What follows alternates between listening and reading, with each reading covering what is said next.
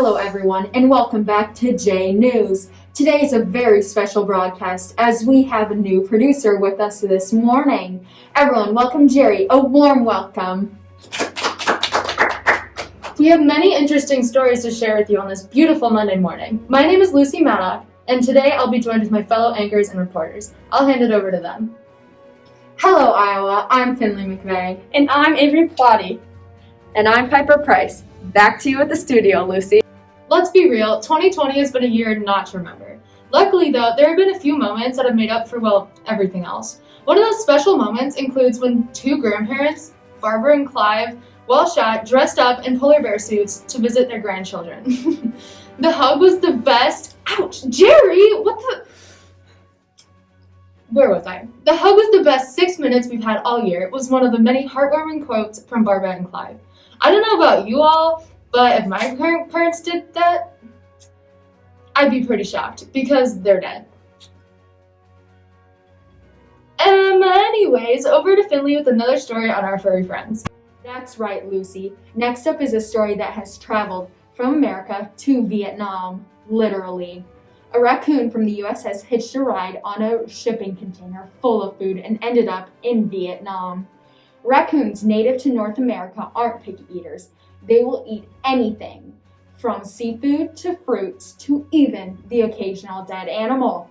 So when the raccoon, which I've got to say, looks a lot like you, Jerry, saw an opportunity to hitch a ride with lots of food, he took it. I think I'd have done the same thing if I were him. What is this, Jerry? It tastes like... Never mind. Continuing with our Jerry resembling raccoon, when the ship boarded, the raccoon soon turned violent, attacking an ENV worker. Thankfully, the ENV was able to catch the animal and relocate it to a wildlife facility in Vietnam. During the pandemic, everyone has been handling living with their loved ones and getting into fights. One man, however, handled it very differently. An Italian man had gotten into a fight with his wife, and apparently he just couldn't take it anymore. Gosh, Jerry, how hard is it to wear your mask over your nose? Very unprofessional. Anyways, the man decided to go for a walk, but this walk was no normal walk. His trek lasted for 450 kilometers, or 280 miles. Now, I know I get into some fights and want to take a break from people, too, but I don't think I could ever walk 280 miles. Lucy, how about you? I agree, Finley. You know, I would have to be very angry to walk that much. I wonder what that fight could have been about. This man was also charged 400 euros, or $485, for breaking his country's curfew, but some people on the internet have been saying that he should have gotten a reward. His wife was in fact connected and came to pick him up, but I just can't help but wonder, how is that car drive home? I see your point. What an awkward situation for a modern-day Forrest Gump and his Jenny. That's right. Now we'll take a look at the weather for the upcoming week. Good morning, Iowa. I'll be sharing the weather forecast with you today. It looks like a storm is rolling in. As you can see here, we have some very dark clouds.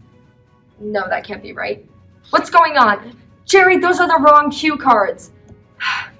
Really, folks, as you can see here, it's a decently sunny day in eastern Iowa. Today we have a high of 68 degrees and a low of 57 degrees. The rest of the week is also looking pretty bright and sunny with a chance of rain on Thursday. That's a wrap for our weather forecast this week. I hope everyone enjoys the outdoors while it's as nice as it is. I wouldn't call that nice weather, Piper. You can't do anything when it's that cold and dreary outside. Don't sugarcoat it for us. Come on, ladies, if you really think about it, it's not that bad out. Sure, there's a few raindrops on the way, but there's plenty of things you can do on a day like this, and look at how the sun shines through the clouds. All right.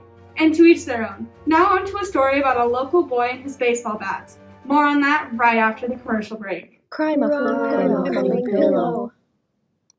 Have you ever experienced something that made you want to bawl your eyes out? Perhaps you had a bad week or an entire year where nothing would go your way. Well, I can relate. My personal favorite way of coping is crying, but it's so uncomfortable when other people can hear you. Well, do I have the products for you? The brand new Cry Muffling Pillow allows you to cry in private without worrying about someone hearing you. Really? Give it a try. It even dries your tears. Buy yours now at www.crymufflingpillow.com for only $15.99. Yep, that's right, only $15.99. Shipping and handling not included. Only buy this product if you are 18 years of age or if it is prescribed to you by your pediatrician. Side effects may include nausea, headaches, fever, fatigue, seizures, suffocation, or death. Call to buy yours now at 1-800-552-3869.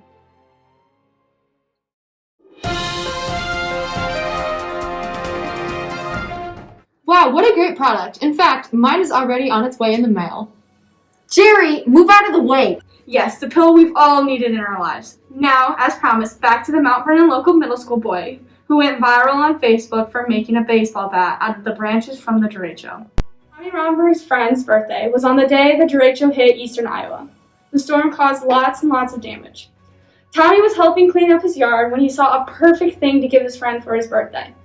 A tree limb. Yes, that's right, a tree limb. Now I know what you're thinking. A tree limb?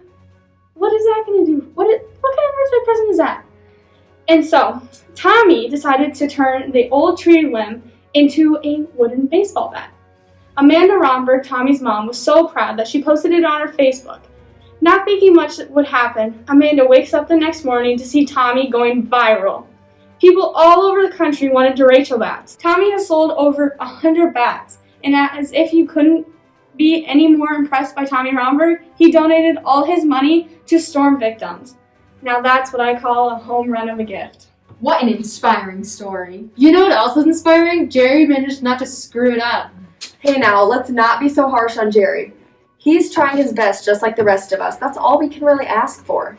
I suppose for his first day, he did all right. There were quite a few bumps in the road, but maybe we were a little harsh. A little. I've had a huge increase in pillow sales, and they're all from Jerry.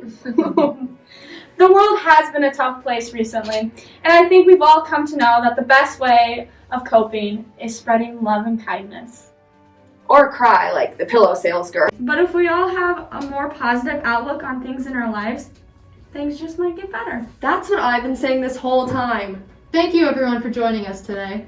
And let's take a moment to appreciate all the hard work everyone has put in this for it to happen. That's right, even Jerry. Now on to one final story. Jerry, what are you doing? Jerry,